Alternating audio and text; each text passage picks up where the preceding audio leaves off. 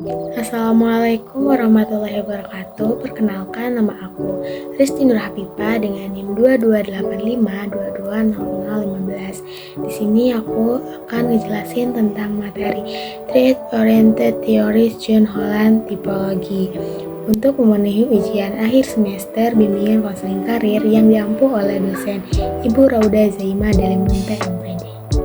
Sebelum membahas ke materi John Holland, di sini aku akan membahas tentang biodata John Holland terlebih dahulu. Nah, jadi John Holland ini dia lahir di Omaha, Nebraska pada tahun 1919. Ibunya seorang guru dan ayahnya seorang eksekutif periklanan. Dia mempunyai dua saudara laki-laki dan saudara perempuan. Lulus S2 di University of Omaha tahun 1942 dan melanjutkan studi S3 di University of Minnesota. Nah, John Holland juga mempunyai istri yang bernama Elsie dan memiliki 3 anak, yaitu yang bernama Kai, John, dan Robert. Pernah bekerja di pusat konseling Western Reserve University pada tahun 1950 sampai 1956 dan National Med Beasiswa Corporation 1957 sampai 1963 dan America Collagen Testing Program dari tahun 1963 sampai 1969 dan berhenti dari emeritus profesor pada usia 60 tahun di tahun 1980. Nah teman-teman, kita lanjut ke sejarah perkembangan teori Holland. Jadi John Holland adalah seorang ikon kelas muda yang dididik dalam tradisi Minnesota empiris, lahir di Omaha, Nebraska pada tahun 1919. Nah, lulus S2 di University of Omaha tahun 1942 dan melanjutkan studi S3 di University of Minnesota. Beliau dijuluki Dustboard Empressing pada tahun 1966.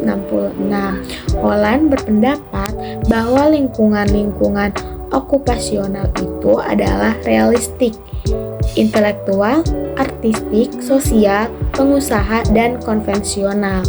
Demikian juga tipe kepribadian diberi nama yang sama. Kreasi Holland bersifat teoris namun sangat praktis dalam penggunaannya, di antaranya slab scoring, measure pada minat pekerjaan dan diikuti oleh the slab discrete research pada tahun 1990-an. Nah, pergeseran yang berawal dari persaingan pengembangan teori ke desain dan evaluasi pada intervensi karir yang lebih efektif dalam melengkapi siklus psikolog, pekerjaan dari praktis ke teoritis dan kembali ke praktis pada tahun 1997. Teori Holland menjelaskan bahwa interaksi individu dengan lingkungan dapat menghasilkan karakteristik pilihan pekerjaan dan penyesuaian lingkungan pekerjaan. Inti dari teori ini adalah proyeksi dari kepribadian individu dengan suatu pekerjaan.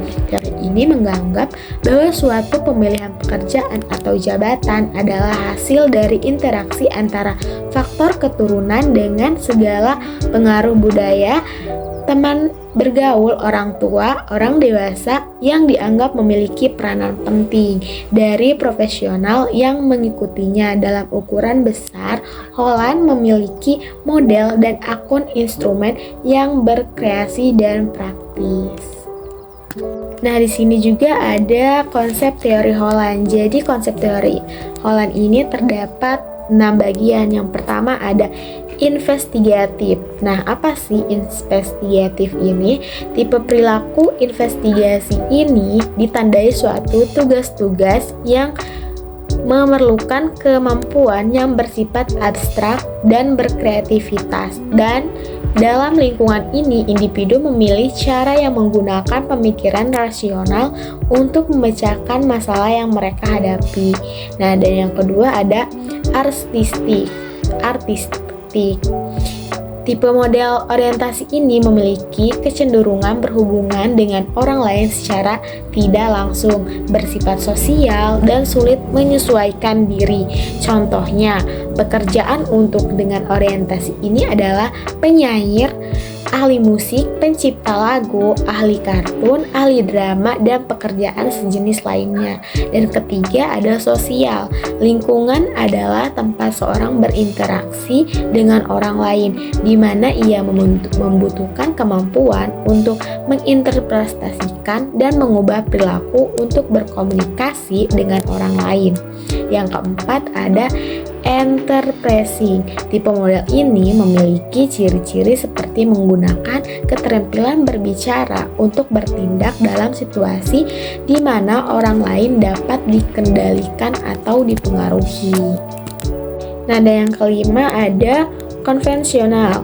Tipe model ini cenderung suka kegiatan verbal, menyukai bahasa terstruktur, angka, menghindari suatu ambigu, suka melayani, menunjukkan kekuatan, memberi nilai tinggi terhadap status dan kenyataan materi, dan mendapatkan tujuan dari beradaptasi dan bergantung pada pemimpin. Dan yang terakhir ada realistis. Jenis model ini memiliki kecenderungan untuk memilih lapangan pekerjaan yang berorientasi pada penerapan. Nah, teori Holland terhadap pemilihan pekerjaan dikembangkan berdasarkan beberapa asumsi. Nah, antara lain adalah kepribadian seorang individu merupakan faktor utama dalam pilihan pekerjaan atau kejuruan. Ada inventory, minat keterkaitan pada kenyataannya merupakan inventory kepribadian. Yang ketiga, individu mengembangkan pandangan stereotip jenis pekerjaan yang memiliki relevan psikologis. Yang keempat, angan-angan tentang pekerjaan seringkali merupakan tanda untuk pilihan pekerjaan. Dan yang terakhir, identitas, kejelasan, persepsi individu tentang tujuan dan karakteristik pribadinya berhubungan dengan sejumlah kecil tujuan kejuruan atau pekerjaan yang lebih berfokus. Dan yang keenam, kesesuaian pekerjaan adalah salah satu di mana orang lain dalam lingkungan kerja karakteristik yang sama atau mirip seperti miliknya sendiri. Nah, jadi materi yang terakhir ada kekuatan dan kelemahan dari teori Holland. Kekuatan teori Holland dipandang sebagai teori komprehensif karena mengkaji pilihan okupasi sebagai bagian dari gaya hidup seseorang secara keseluruhan dan sebagai teori yang mendapat banyak dukungan dari hasil penelitian sejauh tentang modal-modal lingkungan serta kepribadian. Kekuatan lainnya, teori pilihan karir yang dikembangkan oleh John Holland, yaitu salah satu teori perkembangan karir yang paling banyak diamati dan diaplikasikan.